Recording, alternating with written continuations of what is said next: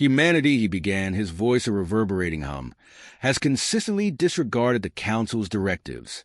They are volatile, prone to violence, and persist in defying the established laws of interstellar harmony. As murmurs of agreement echoed throughout the chamber, a hologram of Earth's atmosphere rotated slowly. One of the more humanoid counselors, Amara of the Xylarian Confederacy, lifted her hand, her webbed fingers quivering slightly. But they have shown promise as well. Their technological leaps in mere centuries are remarkable. Perhaps with guidance. Guidance? Vassar interrupted sharply, his scales bristling. We have offered them guidance. We granted them limited access to Council knowledge. And how did they repay us? By weaponizing it, by threatening their own planet and others. Their unquenchable thirst for dominance is a risk to all. Around the chamber, representatives nodded, their collective decision swaying with Vassar's words. Amara withdrew her hand, reluctantly acquiescing. Earth was unlike any other species the Council had encountered, unpredictable and endlessly adaptable. And yet, perhaps it was this adaptability that frightened them most. Unlike the Council species, bound by ancient treaties and long-standing alliances, humanity operated outside their predictable norms. To the Council, they were an anomaly, a chaotic element in a universe they had controlled for millennia. Vassar's gaze scanned the assembly one last time. Are there any who would speak against sanctioning Earth? Silence fell. With no objections, he pressed his clawed hand into the hovering control sphere before him. Then it is decided. Earth will face sanctions. A low hum filled the room as a holographic document solidified above Vassar's hand, detailing the new sanctions. Trade would be restricted, their fledgling interstellar access revoked, and technological advances shared with Earth would be rolled back. In essence, Earth would be cut off, left to wither without the resources or knowledge of the greater galaxy. Let it be known, Vassar declared, his voice filled with authority, that the Galactic Council does not tolerate recklessness. Earth's actions have consequences, and we will not allow them to destabilize our order. As the hologram faded, the counselors dispersed, their expressions a mixture of relief and resolution. Yet, for some, there was an underlying sense of foreboding. Amara remained in her seat longer than the others, her gaze fixed on the spot where the Earth hologram had floated. She couldn't shake the feeling that the Council might have made a grave miscalculation. Across the cosmos, on the blue and green planet that had just been condemned, the news spread rapidly. Leaders around the globe gathered in emergency meetings, screens blaring the Council's decision. In Washington, the President of Earth, an office created only recently to represent humanity in the interstellar arena, stood before a tense room filled with generals, advisors, and ambassadors. A sense of betrayal hung thick in the air. This is an insult, the President said, her voice low but seething. After everything we've done to advance, to participate in this so-called galactic community, they're shutting us out. A grizzled general, his metals gleaming under the fluorescent lights, slammed a fist onto the table. They think we're weak. They don't believe we can survive without them. It's a test. They want us to crawl back, begging for mercy. The President's gaze swept over her advisors, noting the mixture of fear and indignation on their faces. Humanity had taken the Council's assistance. Yes, but they had never asked for it. They had used it as any species would. To survive, to thrive, and perhaps to assert a new kind of independence. The Council's attempt to impose sanctions felt less like a punishment and more like a challenge. But if we're sanctioned, one of the advisors whispered, our trade routes will be gone, our technological progress will be hindered. Earth can't afford to lose that support. We've come so far. The President silenced him with a raised hand. We've come far enough to stand on our own. Her voice was filled with steel and a spark of something else, defiance. The Council may believe that they hold our future in their hands, but they underestimate us. Humanity has never relied solely on outside help. We will adapt, as we always have. A murmur of agreement spread through the room. Even in the face of isolation, There was a growing conviction that they could withstand the Council's sanctions. Earth's history was one of survival, of resilience in the face of overwhelming odds. To give up now, to cower under the Council's judgment, would be to betray everything they stood for. Outside the Council room, Demon, one of the President's most trusted strategists, waited in silence. A former intelligence officer with a reputation for unconventional tactics, Demon had anticipated this day for some time. He had warned that Earth's ambitions might one day clash with the Council's authority. Now, his predictions had come true, and he felt both a grim satisfaction and a simmering anger. As the President and her advisors filed out, Demon approached, his stance unwavering. "So, it's war then?" The President met his gaze, unflinching. "Perhaps not yet," she replied, "but they have left us little choice. Prepare for resistance. If they expect us to submit, they'll be sorely disappointed." Demon gave a nod, his mind already racing with strategies, his heart filled with a fierce, rebellious pride. The Council might have thought Earth would be cowed by sanctions, by isolation, but they had underestimated humanity's resolve. The conflict was no longer a question of if, but when. Earth was a world ablaze with purpose. The Galactic Council's decision to sanction humanity had ignited a fire, a shared determination that transcended borders and politics. No nation stood apart. Every corner of the planet felt the weight of the Council's disdain and the challenge it implied. Governments, previously divided by interests and ideologies, found themselves united by a single truth. Humanity's survival now depended on its strength and unity. In the heart of Washington, the President of Earth addressed the world. Broadcasted globally, her voice held a weight that resonated across cultures and languages. Her face, resolute and unapologetic, filled screens as she stood before a live audience of officials, military leaders, and civilians. The Council's insignia, a sharp, crystalline shape marked by concentric rings, glowed behind her, reminding all of the power that had just turned against them. "My fellow humans," she began, her voice carrying both steadiness and fury. "Today, the Galactic Council has sanctioned us. They have deemed us unworthy of their alliance, treating us as threats to their harmony, as children who need to be taught a lesson. But they are wrong. They have underestimated our resolve, our strength, and most importantly, our unity." The crowd before her erupted into applause, fueled by an anger that had simmered for days.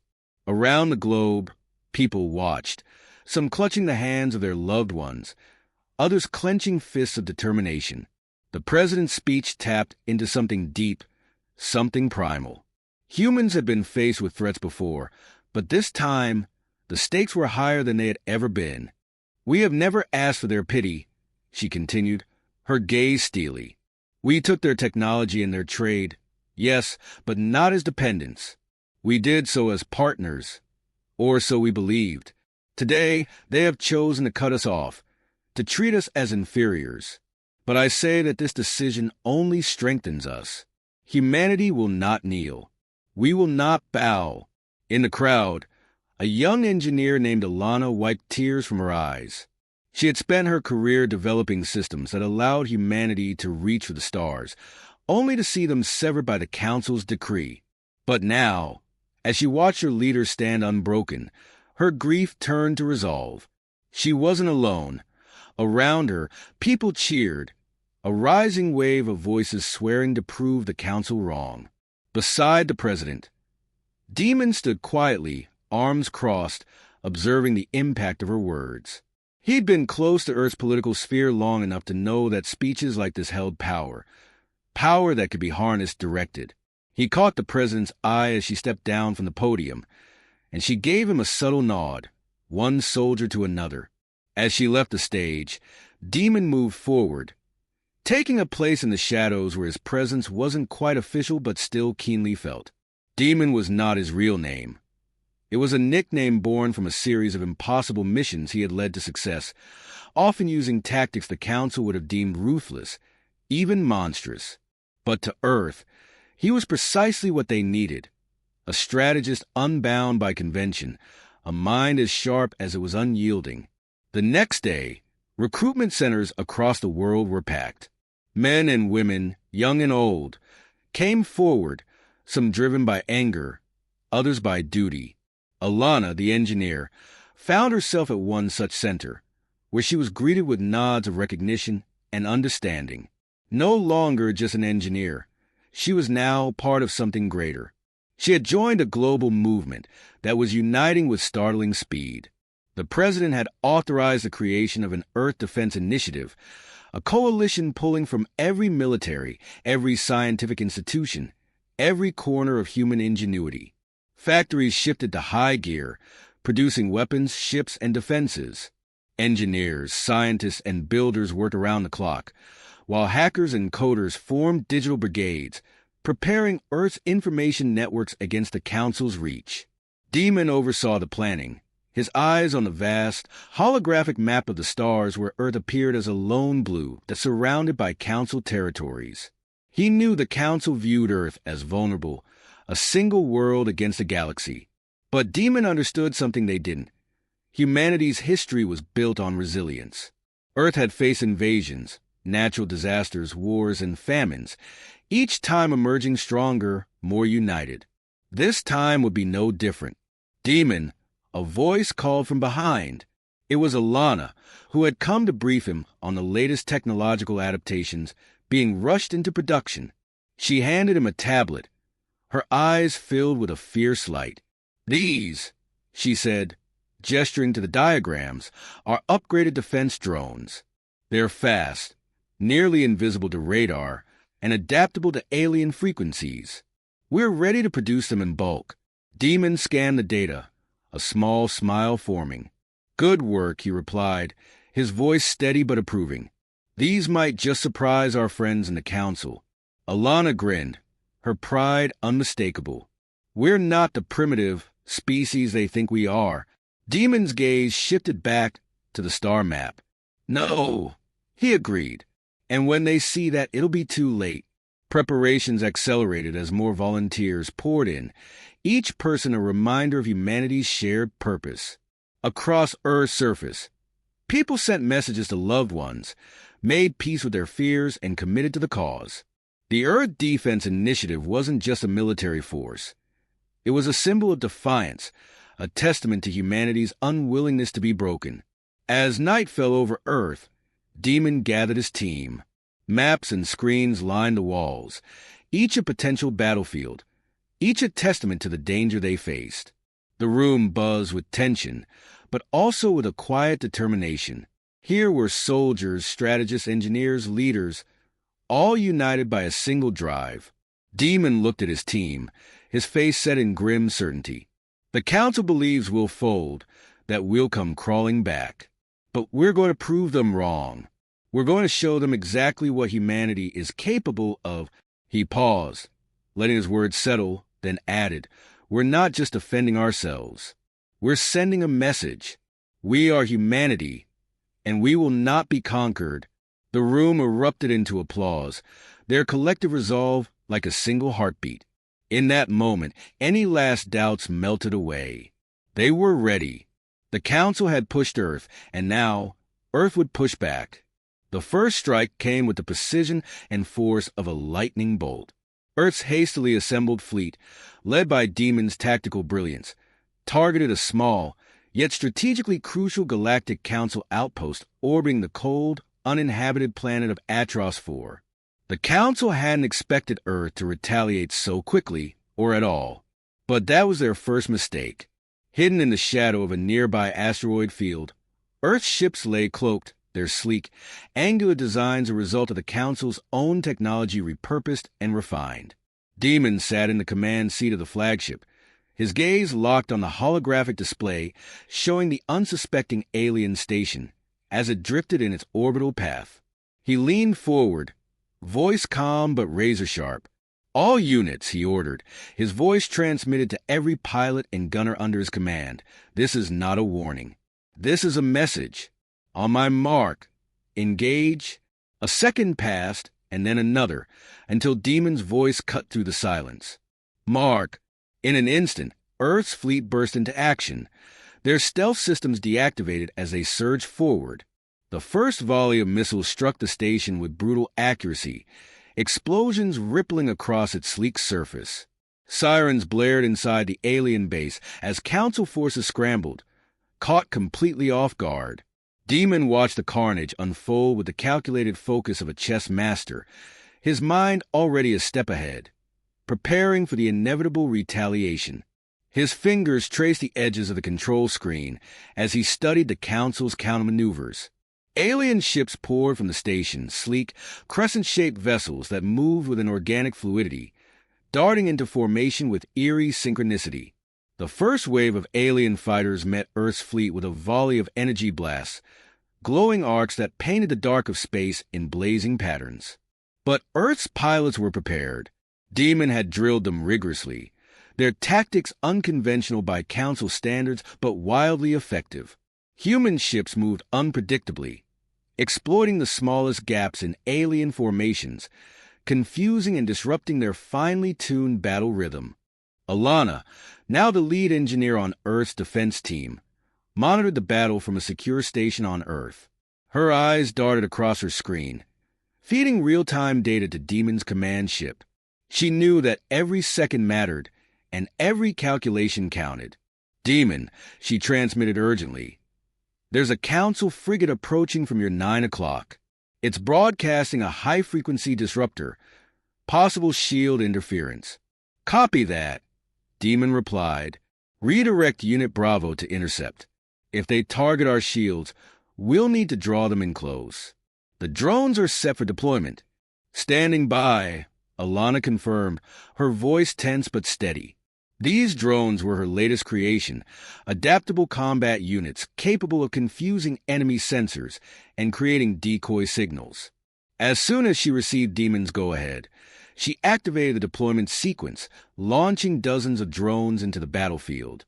They swarmed the Council's ships, creating false signals that disoriented their targeting systems. The alien pilots hesitated, thrown off by the sudden influx of signals, and in that split second, Earth's ships capitalized. Missiles struck alien hulls with pinpoint precision, sending one Council fighter spiraling into a fiery wreck. Demon's heart pounded with the satisfaction of watching the plan unfold. The Council had never anticipated humans would wield such creative, adaptive tactics. But the Council's forces were nothing if not resilient. The captain of the Council's flagship, a towering creature named Zarnath, known for his ruthless efficiency, saw through the trick. Zarnath's ship pushed through the chaos, its powerful main cannon charging, preparing to fire on Demon's flagship. Demon noticed the shift immediately. All units, evasive maneuvers. Zarnath's focusing on us. Alana, can you overload their sensors? Alana's fingers flew over her controls. I'll need 10 seconds to reroute power. Demon watched as Zarnath's cannon drew closer to firing, a deadly glow building at its center. His mind worked frantically, calculating options. And then, a thought struck him. It was risky, but risk was something he was accustomed to. Forget the sensors, he ordered. Divert the remaining drones to shield our flagship and create a cover. The drones surged forward, clustering around Demon's ship, forming a barrier of whirring metal just as Zarnath's cannon released a blinding beam. The energy seared through the swarm, obliterating several drones, but diffusing just enough before it struck the flagship shields. The ship rocked, alarms blaring, but the shields held. Zarnath's voice came through the intercom, guttural and seething with contempt. Humans, you are resilient pests. I'll give you that. But this resistance is futile. You will never withstand the Council's might. Demon smirked, his voice dripping with a calm defiance. Then bring it on, Zarnath. You're in for a long fight. As the Council forces recalibrated, a Council destroyer attempted to circle Earth's fleet, targeting their weaker flank. But Demon had anticipated the maneuver. Before Zarnath's forces could complete the maneuver, Earth's reinforcements arrived, sleek new ships outfitted with Alana's modified energy cannons. They opened fire, ripping into the destroyer's hull with a precision that rivaled any alien weapon. The Council's forces began to falter, their formations breaking as Earth's fleet pressed forward. For the first time, Zarnith felt a chill of doubt. The humans, these so-called primitives, were proving themselves more formidable than he'd ever anticipated. And then, Demon issued a final order. Push them back. Make them remember today. Earth's fleet surged with renewed ferocity, driving the Council ships toward retreat. As the last of Zarnith's fighters fled back toward Atros 4, Demon allowed himself a brief moment of satisfaction. The Council had thought Earth would fold under pressure, but today, humanity had proved otherwise. In the quiet that followed, Alana's voice came through, soft but triumphant. "We did it, Demon. We held them off." Demon leaned back, exhaling slowly. "This is just the beginning. They'll be back, and next time, they'll come in force. But now they know we're not backing down." His gaze drifted to the stars beyond, a battlefield still littered with remnants of the skirmish. Humanity's rallying cry had been answered, and now there was no turning back. The morning after their first victory, Earth's leaders gathered once more, this time not to plan in fear, but to solidify a path forward. Demon and Alana were among them, standing in the shadows of a vast hall where Earth's flag hung alongside holographic images of the Council's star emblems. The air buzzed with energy. The world was watching. Earth's citizens, from bustling cities to remote outposts, awaited the announcement that would define their future. The President of Earth took the podium, her eyes blazing with a resolve that was almost electric. She looked out over the sea of faces and raised her hand. As silence blanketed the hall, her voice filled the space, rich with conviction. "Yesterday, we faced the Council's forces and proved that humanity would not bow. Today, we face a greater challenge. Not just to resist, but to declare our freedom." Her words were a spark, igniting the pride and determination that pulsed through every listener. For too long, we have been treated as children by a council that claims peace but fears our potential. Today, we say enough. Today, humanity stands alone, and we stand united. Demon watched the faces around him, each a mixture of awe and quiet resolve. His mind was still on the battle, strategies, maneuvers, how they'd barely managed to push the council back. But now, he knew there was no alternative. They would have to claim not just victory but independence. The president continued, her voice gathering strength. "From this day forward, Earth will no longer be subject to the council's rule. We renounce their authority, and we claim our right to chart our own path among the stars."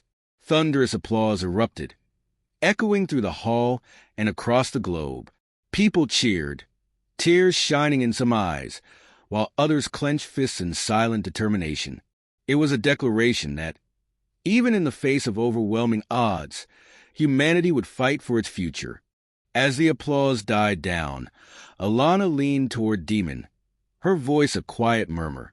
"This declaration is bold, but are we really ready for what's coming? They won't just accept this. The council will escalate." Demon nodded, his expression dark but steady. "I know. That's why we need more than words. We need alliances, new defenses, and we need them fast." His mind was already calculating, tracing pathways and possibilities. Earth couldn't stand alone forever, not against the full weight of the council. But if they could survive the initial onslaught, others might join them. Later that night, Demon convened a meeting of Earth's brightest military minds and scientific innovators, Alana at his side. They met in a command center bustling with activity, walls lined with star charts and schematics of alien technology. The room pulsed with the silent hum of determination as Alana briefed the assembled team on their new initiative. "We've intercepted signals from other council-ruled planets that hint at unrest," Alana said, her tone as focused as her gaze. "They're not all happy with the council's ways. Some species have been treated just as dismissively as us, denied autonomy under the guise of peace. They might be willing to join us, if they believe we can stand a chance." One of the generals, An older man with a scar across his cheek nodded thoughtfully. Then that's our next mission. Find allies and show them that freedom isn't just an idea. It's a choice worth fighting for. Demon, standing near the star map, trace a line from Earth to distant systems on the Council's outskirts. We need to move fast. The Council will send more ships, more resources. They won't let us go without a fight. The room fell silent as Demon's words settled over them. Each person understood the weight of what lay ahead. But Demon saw no fear in their faces, only the quiet resolve of a people who had tasted freedom and would fight to protect it. In the following weeks, Earth's forces prepared tirelessly. Factories worked around the clock, producing weapons, ships, and technology that combined the best of human ingenuity with the adaptations Alana had engineered from alien tech. Humanity was no longer just defending itself. It was evolving, transforming into something the Council had never expected. One evening, as Demon surveyed the preparations from the observation deck of the flagship, Alana joined him, her expression unreadable. She watched as drones practiced in formation, moving with the precision of a unified fleet. "Do you think they're ready?" she asked quietly. Demon's gaze remained on the ships, each one a testament to Earth's resilience. "They're ready," he replied. "And more importantly, they believe in what they're fighting for. We're not just soldiers, Alana. We're fighting for our right to exist on our own terms." She nodded, her eyes filled with determination. "Then let's give them a reason to remember us." Days later, the Council's response arrived. An armada of ships filled Earth's outer atmosphere, bristling with weapons and energy fields that crackled ominously. Zarnath, the same ruthless commander they'd faced in the initial skirmish, led the fleet. His message broadcasted across all Earth's channels, his voice cold and unyielding. "Humans, you defied the will of the Galactic Council. Surrender now, and we may spare your world." Demon stepped forward, his voice calm yet filled with unbreakable resolve. "Zarnath, you misunderstand. We do not seek mercy, and we will not surrender. Earth is free, and we will not return to chains." Zarnath's silence was palpable before he responded, his voice tinged with contempt. "Then you have chosen annihilation." Demon's gaze was unwavering. "No, Zarnath, we have chosen freedom." As the connection cut off, the Council ships began their approach, and Earth's fleet surged forward to meet them. Demon took his place at the command station, his voice steady as he relayed orders. Alana, by his side, monitored the defensive systems, her fingers dancing over controls as she prepared the final defenses. The first Council ship fired, its energy beams searing toward Earth's defenses. But Earth's ships responded in kind, weaving and adapting, deploying every tactic Demon and his team had drilled into them. The battle was fierce, a symphony of explosions and counterattacks lighting up the vastness of space. As the clash intensified, Demon felt a fierce pride swelling within him. The people of Earth, against all odds, were holding their own. The Council had tried to crush their spirit, to keep them bound by fear. But now humanity had taken its place among the stars. When the smoke of battle cleared, Earth's forces remained battered but unbroken. Demon looked at Alana, a small, triumphant smile on his face. "This is just the beginning. The Council thought they could control us, but they've only shown us what we're capable of." In that moment, he knew that whatever lay ahead, humanity would face it with strength, with unity, and with an unshakable belief in their right to be free.